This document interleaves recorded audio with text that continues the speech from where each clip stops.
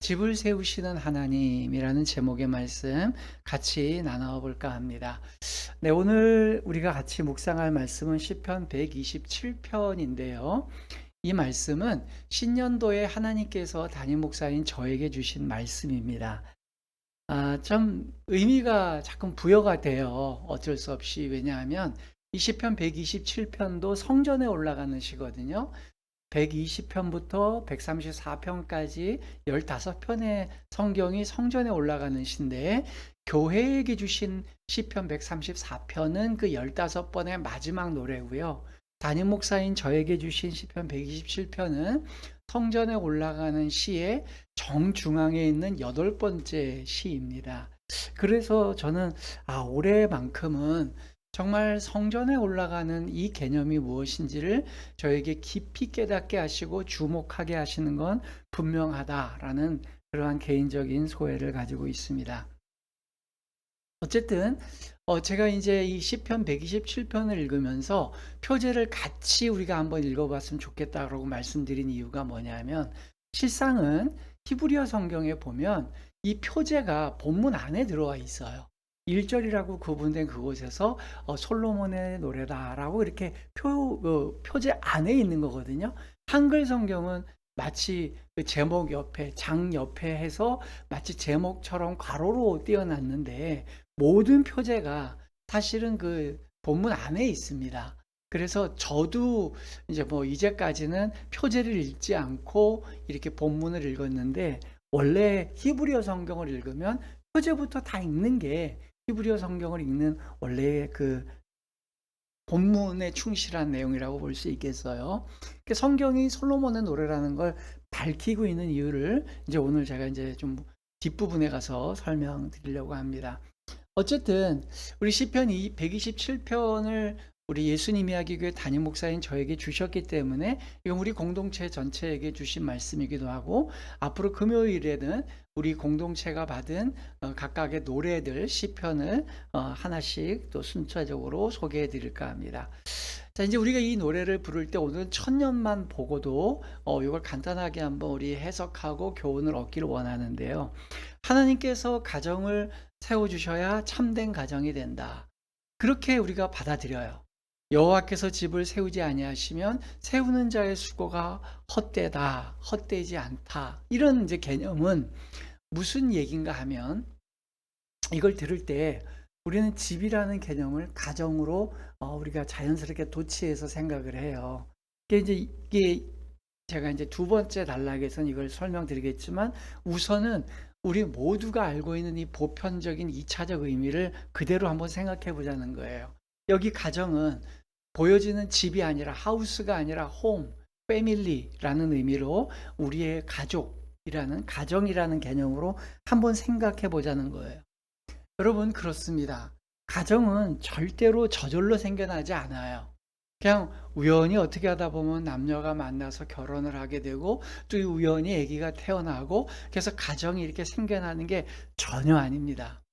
가정은 오늘 본문에서 우리에게 주시는 가장 큰 핵심은, 집은 수고가 있어야지 세워진다는 거예요. 여러분, 잊지 마셔야 될 첫 번째 우리가 교훈은 뭐냐면, 집은 그냥 세워지지 않습니다. 세우는 자의 수고가 있어야지 세워지는 거예요. 여러분, 우리 인류에게는 우리 모두가 갖고 있는 집단 무의식이 있어요. 그중에 우리에게 갖고 있는, 인류가 어느 종족이든 어느 세대든 상관없이 그들이 공통적으로 뭔가 세워가는 것들 중에, 집단 중에서요, 우리가 세 가지는 하나님에게서 기원됐다라고 여기는 게 있어요. 그 첫 번째가 바로 가정입니다. 가정은 하나님이 직접 제정하시고 세우시고 또 우리에게 허락하신 집단이에요. 인간들의 집단. 두 번째가 국가입니다. 국가도 세속적인 개념에서 정치적인 목적에 의해서 세워진 게 아니고요. 이 국가는 하나님께서 우리에게 부여해 주신 개념이에요. 그래서 지도자가 있고, 그 지도자의 보호 아래 또 그 지도자를 따르는 백성이 있는 이 국가의 개념, 하나님께로부터 온 겁니다. 마지막 세 번째는 뭘까요? 네, 교회입니다. 교회가 두 번째가 아닌 이유는 교회의 출발 자체가 그렇기 때문에 그래요.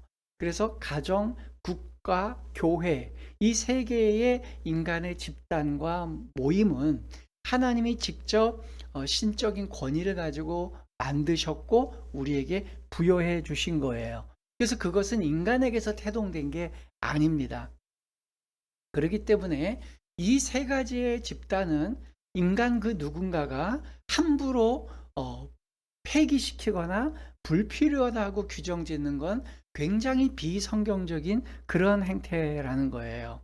여러분, 그래서 뭐 가정이 문제가 많다고 해서 실제로 현실에 있는 가정들은 문제가 많죠. 불행하거나 이상적이지 않거나 또 소위 말해서 가정이 더 불편한 그런 존재일 수 있다고 해서 이 가정 해체주의를 한다든지 가정이 불필요하다 이런 것들은 굉장히 성경적이지 못한 가치를 따르는 겁니다. 같은 원리로요. 국가 해체주의도 성경은 동의하지 않아요. 소위 말해서 무정부주의라 그러죠. 아나키스트. 성경적이지 않습니다. 여러분, 성경은 그 지도자나 국가의 시스템이 건전하건 건전하지 못하건 그것은 어쨌든 하나님의 허용 안에 세워진 단체라고 보는 거예요. 그것이 역사 가운데서 어떤 역할을 했는지는 그것은 이제 하나님 앞에서 평가가 있고 그 세대의 과제인 겁니다.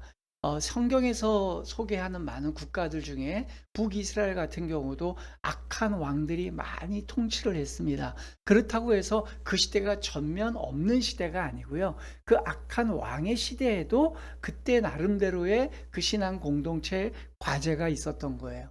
그렇기 때문에 국가가 건전하건 건전하지 못하건 또 합리적이건 합리적이지 못하건 그 국가 자체를 해체하려고 하는 시도들은 이건 굉장히 좋지 못한 겁니다. 교회 역시 마찬가지입니다. 일각에 교회의 타락상을 보면서 무교회주의를 주장하는 사람들이 있어요. 특별히 오늘날의 현실에 소위 말해서 산무교회라고 얘기하는 교회가 이 젊은 세대들 가운데나 또 본인 스스로 굉장히 똑똑하다고 생각하는 크리스찬들 사이에 번지고 있습니다. 그 산무는 원래 무교회주의자들이 주창했던 산무와 좀 변질돼서 달라진 게 있는데요. 두 개는 변질되지는 않았어요. 그 첫 번째가 뭐냐면 목회자가 없는 교회. 그 다음에 두 번째가 예배당이 없는 교회. 세 번째가 이제 묻지메라 간조라고 하는 처음에 그 무교회주의라는 개념을 세상에 제일 먼저 부각시켰던 일본의 신학자. 그 사람의 주장에 의해서 그 사람은 그때의 산무 중에 세 번째 산무는 성례, 성찬이나 이런 것들은 없어야 된다. 왜냐하면 목회자가 없으니까 그런 것도 집행이 불가능하잖아요.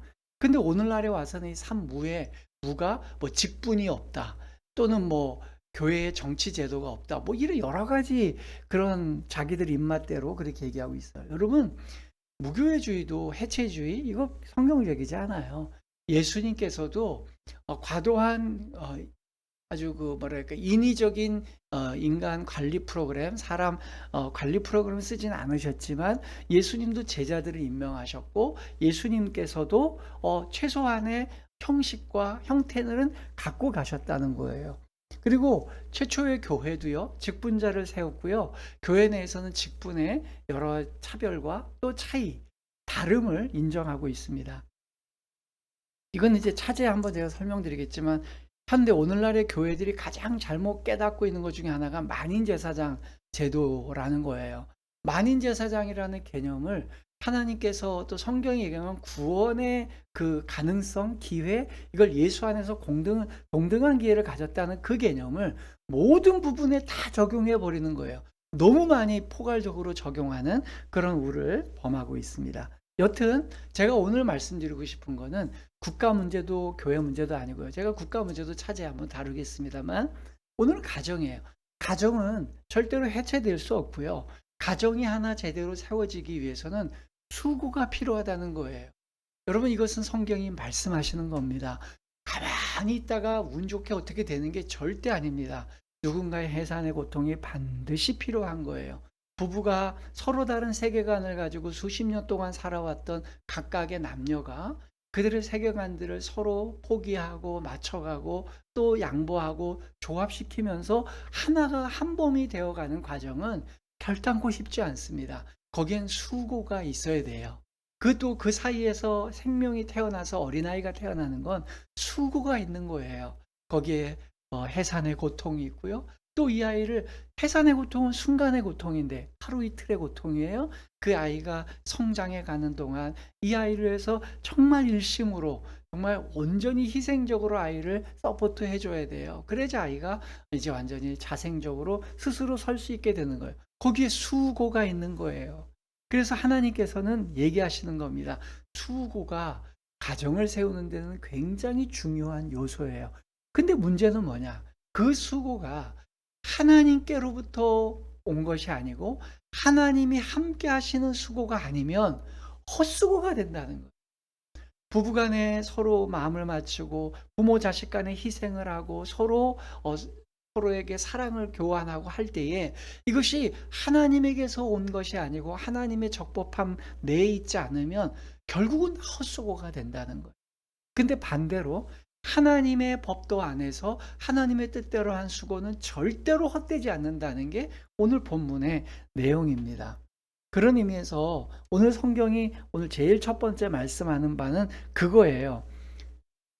여호와께서 집을 세우지 아니하시면 세우는 자의 수고가 헛되다. 헛수고한 거다라는 거예요.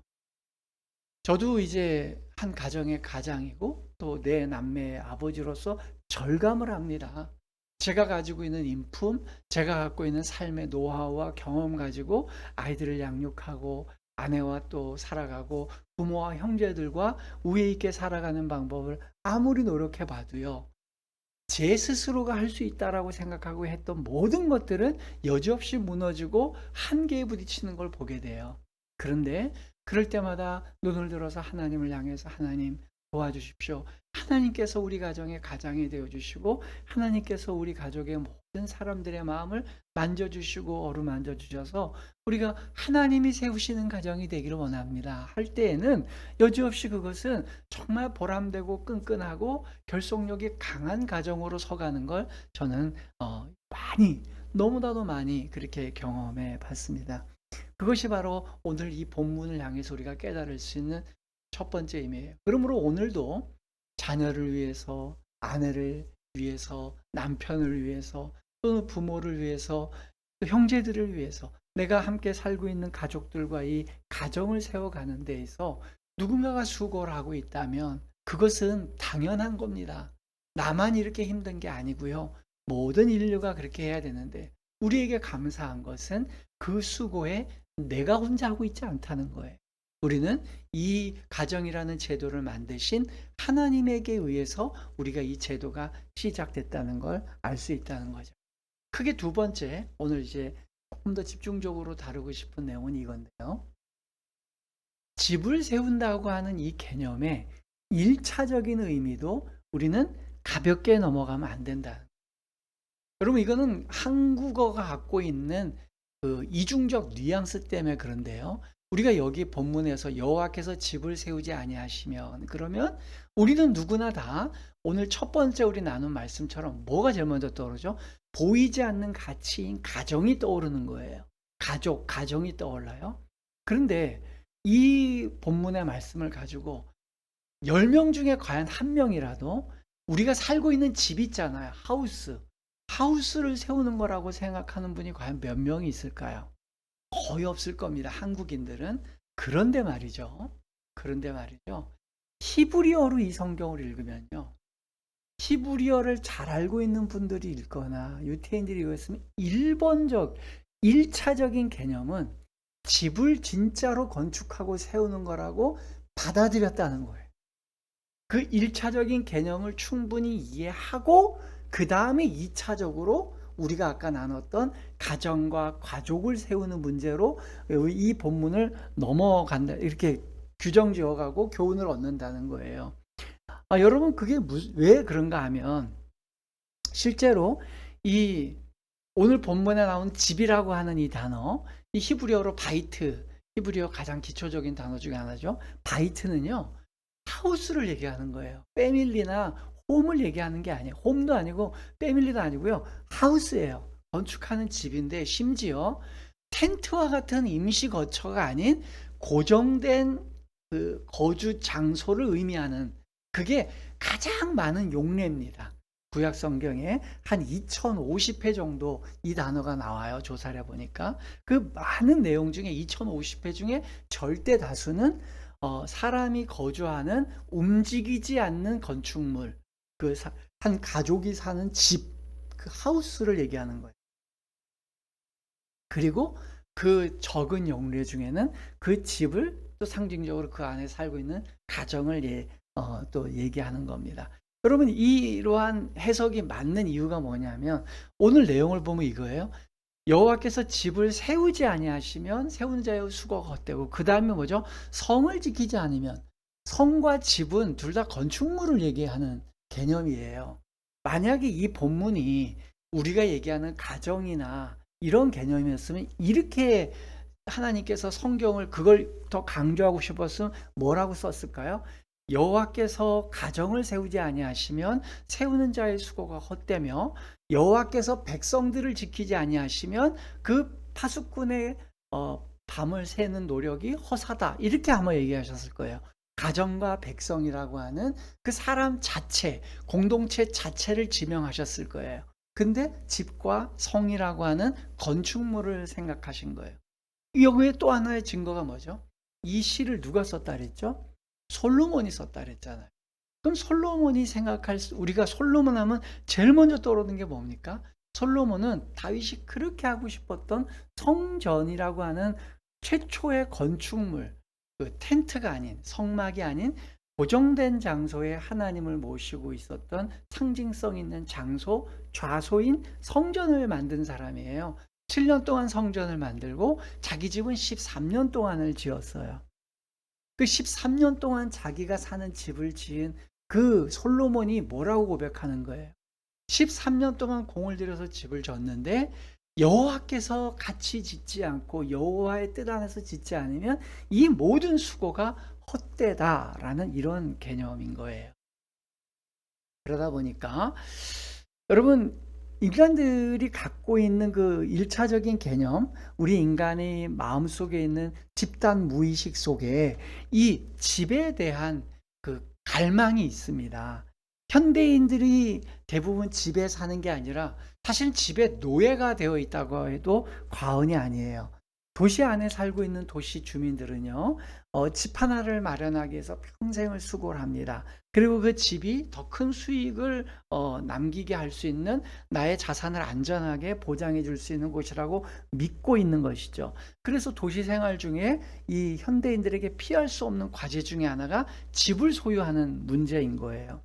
이런 현상은 비단 도시 안에 있는 거주자들만의 예는 아닌 것 같아요.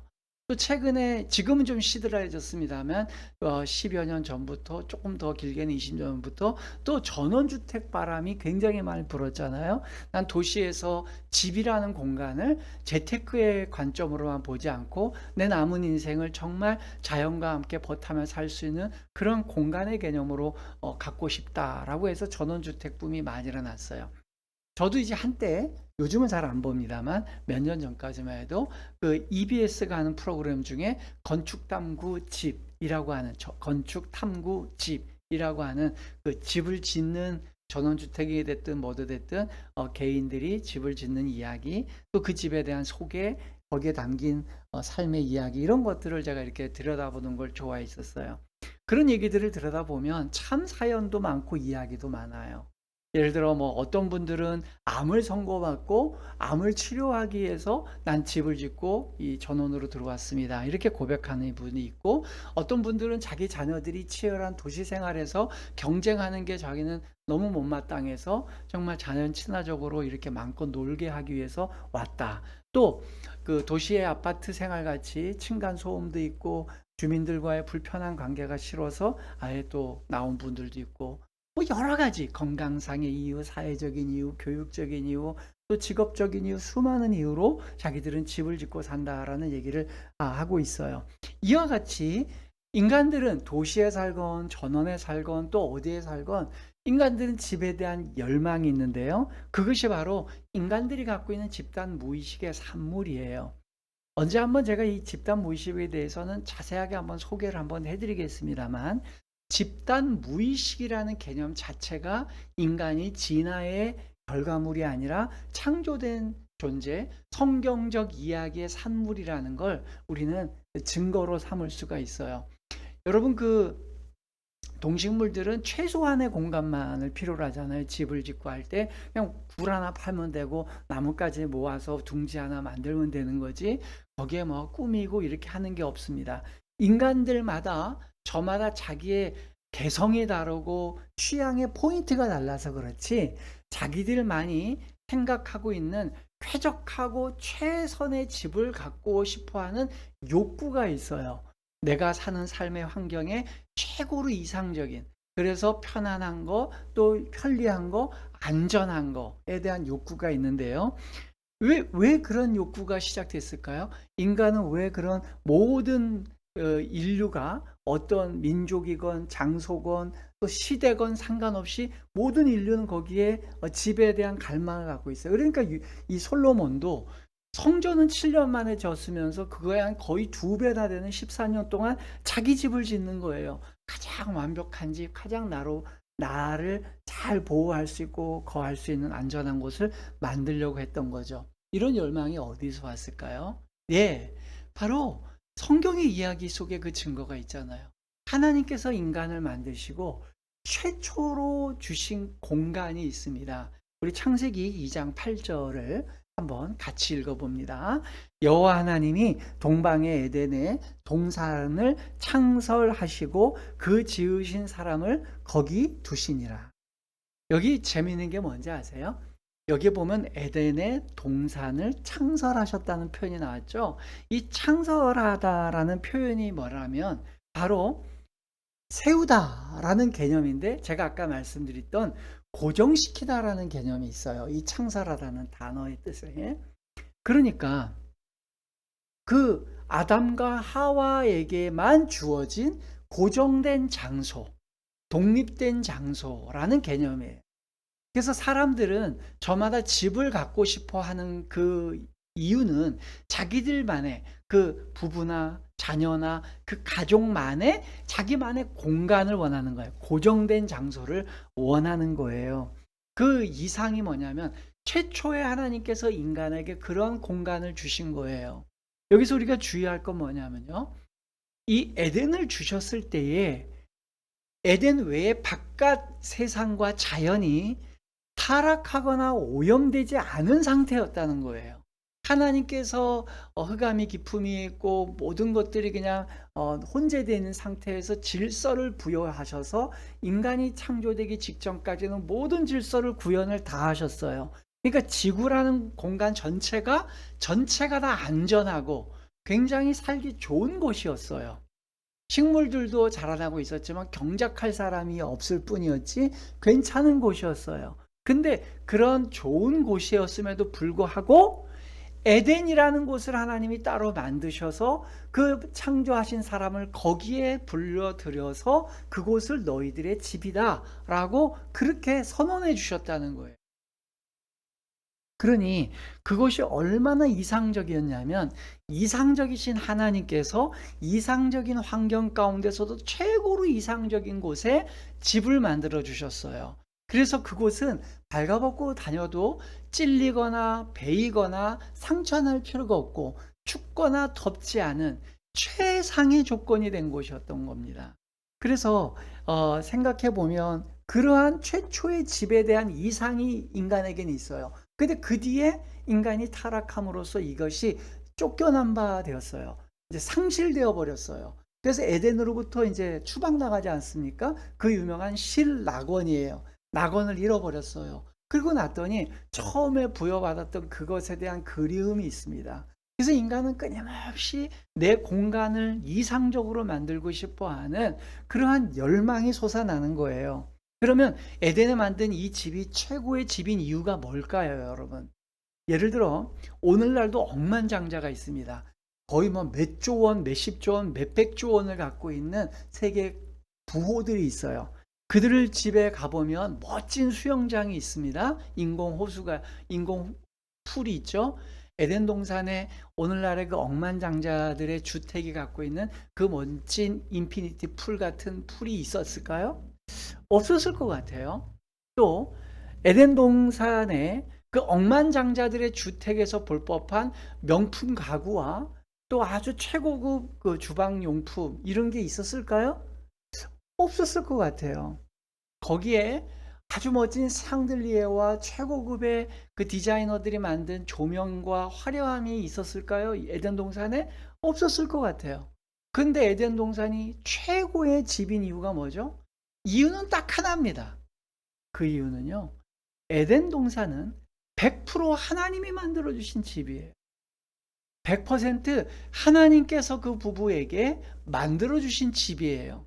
그렇기 때문에 그 에덴 동산은 인간이 조금도 불편함을 느낄 수 없는 그러한 곳입니다. 어떤 물질이나 도구나 또 여건 때문에 그 집이 최고의 집이 아니고요. 하나님께서 인간의 모든 필요를 아시고 베이거나 다치거나 춥거나 덥지 않게 최상의 조건으로 하나님께서 100% 수작업으로 만들어 주신 곳이에요. 그래서 그 집은 최고의 집입니다. 그렇기 때문에 오늘 이 본문에서도 그 가치를 명확하게 밝히고 있는 겁니다. 시편 127편 1편 이렇게 돼 있죠. 솔로몬의 시, 곧 성전에 올라가는 노래. 여호와께서 집을 세우지 아니하시면 세우는 자의 수고가 헛되다. 하나님께서 직접 세워주시지 않은 집이면요, 아무리 억만장자가 인피니트 풀이건 최고급 조명이건 최고급 편리한 푹신한 침대를 갖다 놔도요, 그 안에서 불행합니다. 부인하고 이혼하게 되고 자녀들은 말을 안 듣고요, 마약을 하고 서로 가정은 같이 있지만 집이 넓은 만큼 넓을수록 외로움은 더 깊어지는 거예요. 왜? 여호와께서 집을 세우지 않기 때문입니다. 그래서 하나님께서는 집을 건축해 주시는 것이 어떤 걸까요? 하나님께서 집을 세워 주신다. 여러분, 이 개념은 우리가 아까 얘기했던 보이지 않는 같이 가정을 세운다는 의미는 그런 의미지만 1차적인 의미는 뭐냐면요, 사랑하는 그의 백성에게 실제로 안전하게 거할 수 있는 보금자리를 형성해 준다는 거예요. 제가 이제 설교를 쭉 하다 보니까 가끔 이제 뭐 방송에 오시는 분들이나 이런 이제 온라인으로 예배를 드리는 분들이나 이런 분들이 가끔 뭐 톡이나 메일로 이렇게 의견을 주시거나 또 이런 얘기를 할 때가 있어요. 그럴 때 이야기를 들어보면 목사님 말씀 참 다른 거 좋은데 조금 더 추가해 주기를 원하는 게 있다면 조금 더 실제적인 걸 좀 들려줬으면 좋겠다는 거예요. 원리는 알겠고 또 이 성경에 대한 이야기도 하겠는데 현실적인 거를 조금 더 얘기해 줬으면 좋겠다는 그 얘기가 있더라고요. 그러고 봤더니 아, 그렇구나. 그냥 그렇게 살면 예를 들어 하나님의 뜻은 이겁니다. 이렇게 됩니다. 그러면 실제로 하나님의 뜻대로 살면 먹고 사는 문제나 우리의 일용할 양식의 문제나 실제 거주 문제나 이런 것들에 대한 해결은 어떻게 하나요? 라고 나와요.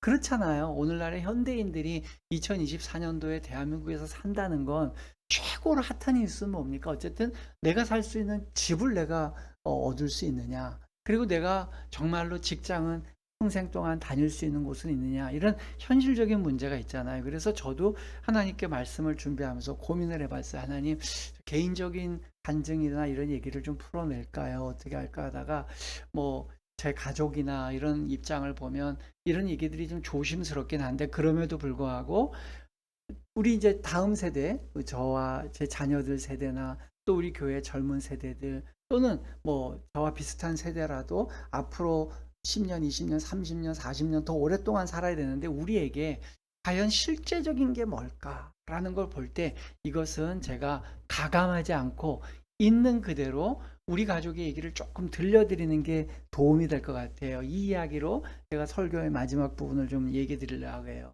무슨 말씀을 드리냐 하면 하나님의 뜻대로 사는 우선순위를 확립하고 있으면요, 그 가족이 살 수 있는 가장 기초적인 거처의 문제는 하나님이 정말로 실제적으로 이루어 주십니다. 그걸 몸소 체험한 게 저예요.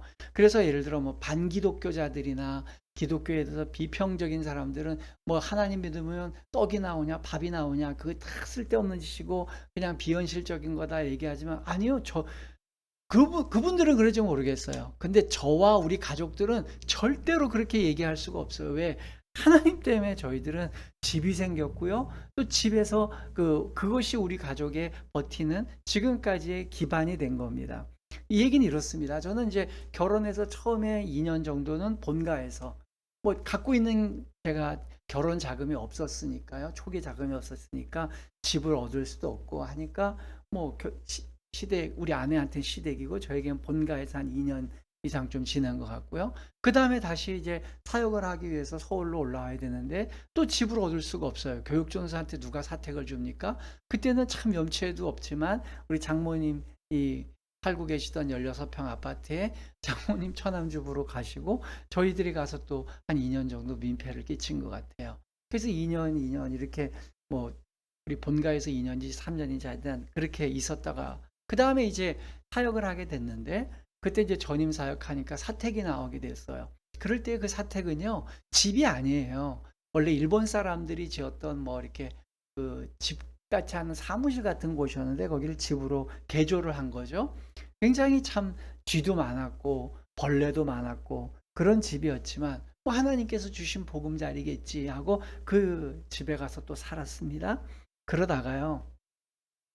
예전역에 그런 생각이 있었어요. 교회가 이제 다른 곳으로 이전을 하게 되니까 이제까지 한 4년 정도 그 교회를 심호했었기 때문에 그 당시만 해도 좁은 식견에 '아 교회가 조금 너무 먼 곳으로 이사를 가니까 이건 좀 무리한 거 아닌가.' 그런 걱정에 저도 이제 '제 사역이 여기서 정도 끝나는 게 아닐까.'라는 생각을 갖고 있었어요. 근데 저의 기대와는 전 다르게 담임 목사님께서 저를 교회가 세워지는 그곳으로 건축이 시작되는 그곳에서 개척을 하라고 저를 파송을 하셨어요. 그래서 개척을 하면서 그곳에서 이제 교회도 개척을 하고 건축하는 것도 옆에서 교회 측의 입장에서 감시 아니면 감독을 하게 되고 이런 시점이었는데 그때가 이미 제 셋째이자 딸이 이 땅에 태어나서 한 달이 안 됐을 때였어요.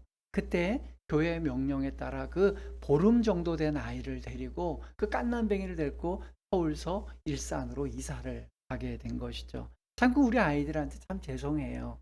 그 가서도 거기서 혼자 1인 다역을 해야 되니까요. 관리 집사도 해야 되고 뭐 혼자 목회자는 저 혼자 있으니까 거기서 예배도 다 집례해야 되고 뭐 새벽기도, 수요예배, 주일 오후 예배, 오전 예배. 오전 예배는 이제 목사님 한 번 하시고 제가 한 번 하고 그리고 담임 목사님 하시고 이렇게 했었는데 그러면서 1 년을 보내다 보니까 우리 아이들이 3 남매가 어린 시절이었는데 제가 시간을 많이 못 보내준 것 같아서 참 미안한 마음이 있었어요.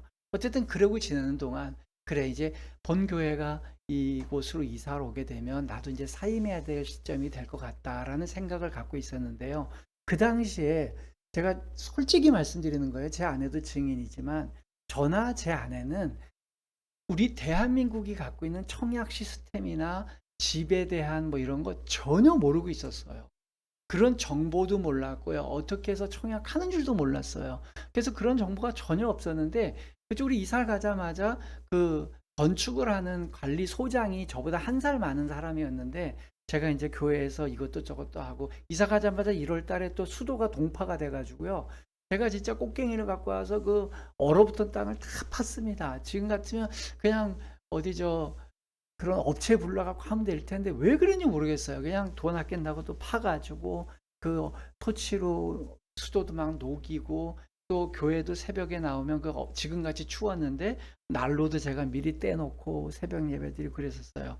이제 그러던 중에 그런 모습을 그 관리소장이 보더니만 '야 이 참 젊은 자기하고 동시대 사람인데 참 열심히 사는데 애는 3 명인 것 같고 집도 없고 그래 17 평짜리 저희가 다가구 주택에 그래 살았는데 참 안타깝다.' 그랬나 봐요. 그래서 저보고 그래요.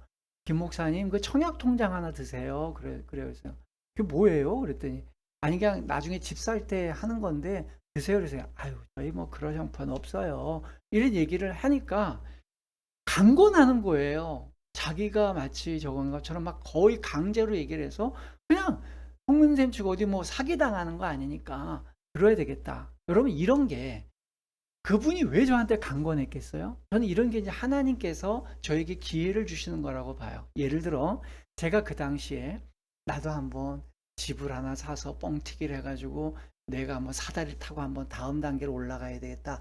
그래서 청약을 하고 막 이랬다면 그건 제 욕심이고 제 투지고 투자고 투기였을 거예요. 그런 마음 전혀 없고요. 그냥 교회 사역 열심히 하는데 옆에서 자꾸만 통장 들으라니까 그냥 적금 같은 거니까 들어봐야 되겠다. 이율도 다른 것보다 조금 높아 보이더라고요. 그래서 뭐 조금이지만 몇만 원짜리를 들어놨어요. 그려놓고 그때가 언제냐면 1999년입니다. IMF가 1997년도에 생겼잖아요. 남들은 있던 집도 막 팔아야 되고 경제가 무너지고 어려울 때였는데 그 청약 통장을 이제 만들고요. 6개월도 채 안 됐던 것 같아요. 그래서 그 소장이 그래요. 수원 화서 지역에 주택에 여기 주공에서 집을 하나 청약한다니까 목사님 그거 넣어보시라고. 화서역 바로 앞이라 1호선 근처라서 되게 좋을 것 같다고. 그래서 내가 그래요? 그래서 어쨌든 저도 이제 연말 되면 사임할 것 같은 조짐이 제 마음속에 있어서 어쨌든 갈 때는 있어야 되니까 해볼까? 그래서 봤더니 수원의 화서 지역도 있고 동시에 오산의 우남지구라고 두 개가 생긴 거예요. 근데 그때가 제가 생각할 때 그래서 그럼 어디를 할까 하다가 대부분의 그 당시에 많은 사람들은 화서지구를 했습니다. 단지도 크고 거기가 더 저게 많고. 근데 저는요. 무슨 뭐 전략을 세운 게 아니고요. 그 당시 제가 갖고 있던 기도가 제목이 있었어요. 그 기도 제목이 뭐였냐면 하나님 제가 이 교회를 사임하게 되면 이 교회에 출입하시던 분들이 저한테 혹시나 기대거나 또 다른 마음을 먹을 수 있으니까 그냥 수도권에서 이 일산에서 제일 먼 데로 가게 해주세요. 그게 첫 번째 기도였어요.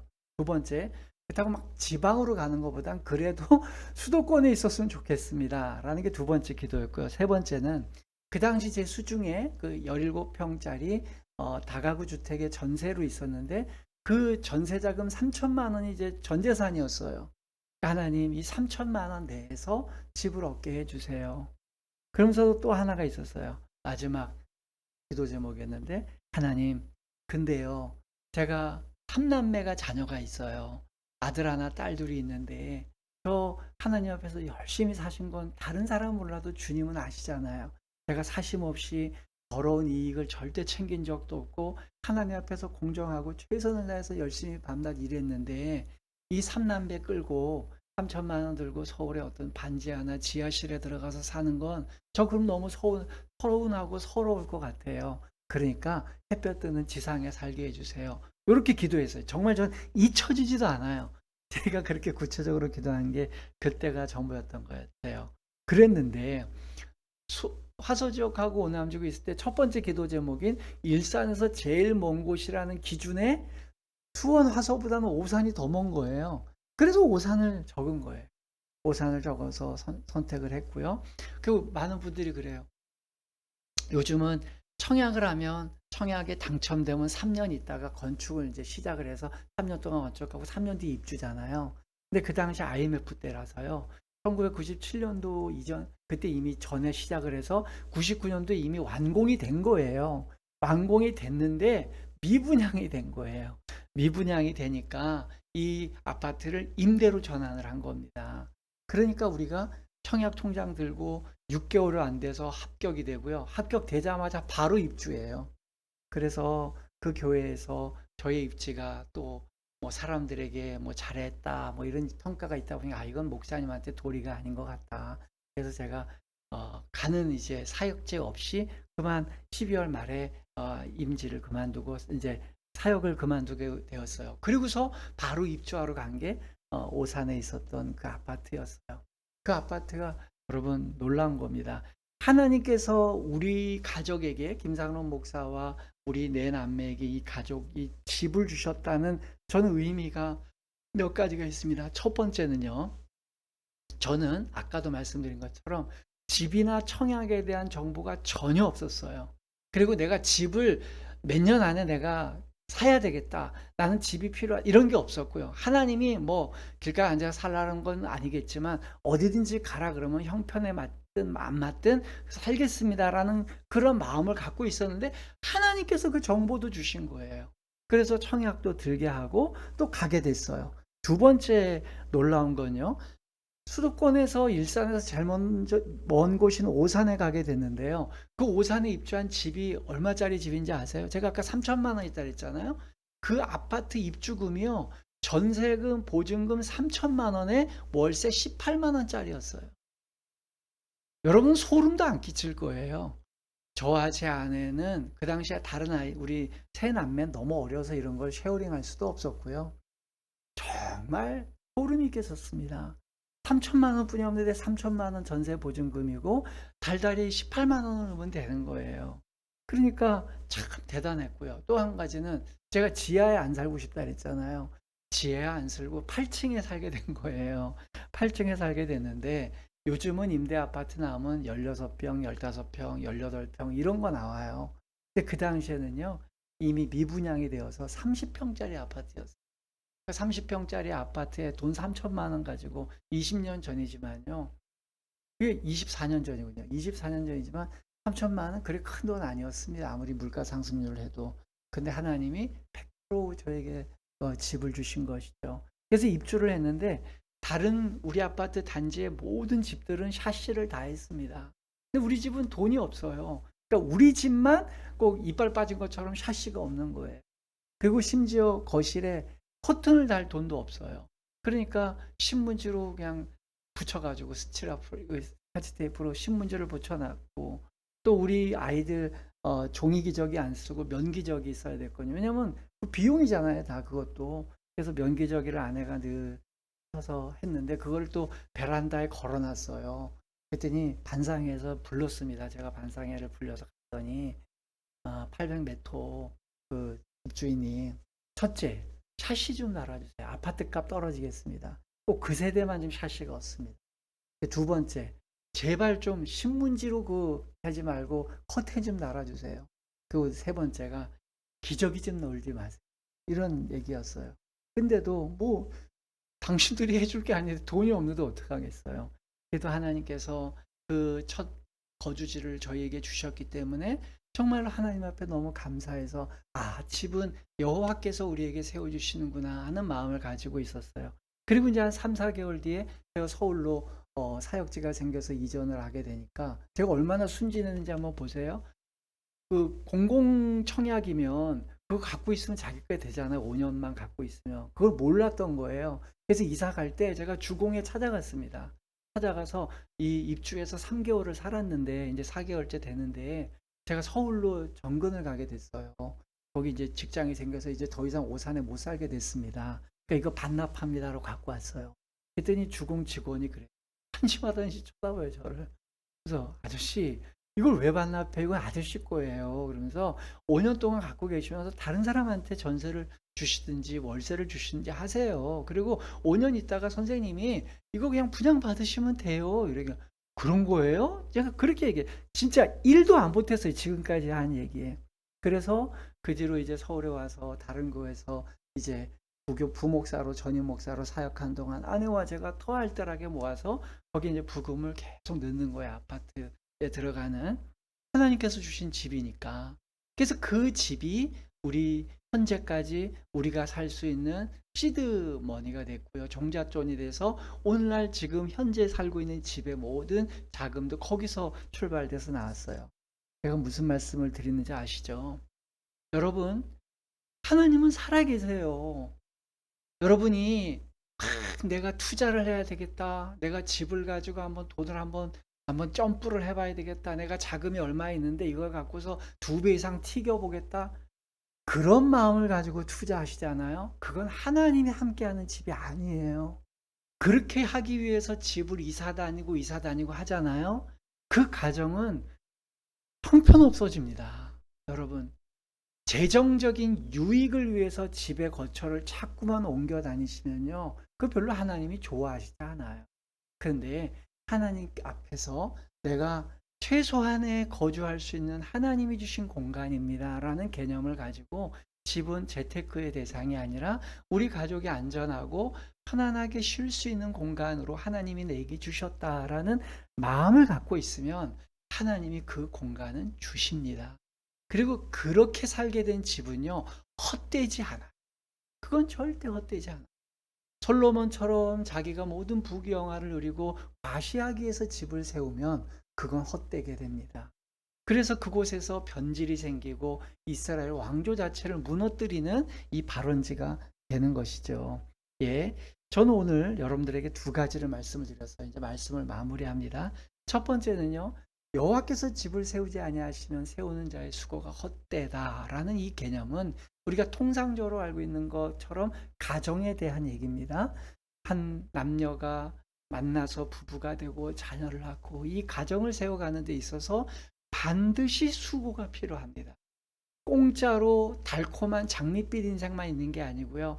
해산의 고통이 있어야 돼요. 그러나 그 해산의 고통과 아픔 속에 하나님이 함께 하시면 그건 절대 헛수고가 되지 않아요. 그건 굉장히 의미 있고 가치 있는 그러한 수고가 됩니다. 보람이 있는 수고가 돼요. 두 번째, 그 집은 단순히 보이지 않는 가정과 가족의 개념이 아니라 실제 하나님의 백성들이 거주할 수 있는 삶의 터전도 허락해 주신다는 거예요. 우리에게 과도한 욕심과 투기와 투자의 개념이 아니고요. 내 공동체가 또 내 가족이 안전하게 거할 수 있는 곳이라면 하나님 앞에 감사함으로 받으면 그 진정성을 하나님은 몇 번 물으세요. 상로가 너 이런 데도 견딜 수 있냐? 이런 것도 내가 주면 받을 수 있냐? 초막이든 궁궐이든 주님 저는 전혀 상관하지 않아요. 하나님이 살라고 하신 집에 언제든지 살겠습니다는 자세가 돼 있으면 주님이 정보와 자금과 모든 것들을 공급해 주셔서 가장 적절하게 인도해 주신다는 것이죠. 아버지인 제가 그렇게 아버지이고 어머니인 제 부부가 저희 부부가 그렇게 살았기 때문에 우리 세 남매 중에 첫 번째 출가한 큰딸도 우리 가족 우리 부부와 비슷한 이야기로 윤수린의 가정도 첫 집을 일찍이 얻게 되었어요. 그 우리 딸도 그런 거에 좀 무매하냐는데 그때는 이제 제가 좀 도와준 건 사실이에요. 제가 예전하고는 달라서 정보도 많이 알게 되고 하니까 아 하나님께서 이렇게 인도하실 수 있겠구나 하다 보니까 또 우리 큰딸도 이 양주 쪽에 집을 또 구할 수 있게 되었죠. 아직 이제 계속 만들어 가야 되는 과정 속에 있지만요. 앞으로 다른 결혼을 준비하는 커플들이나 또 이미 살고 계신 분들도 마찬가지라고 생각해요. 과도한 욕심 우리 내지 맙시다. 하나님께서 세워주신 집이면 족한 줄 알고요.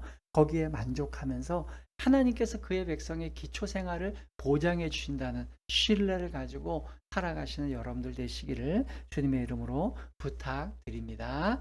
아멘.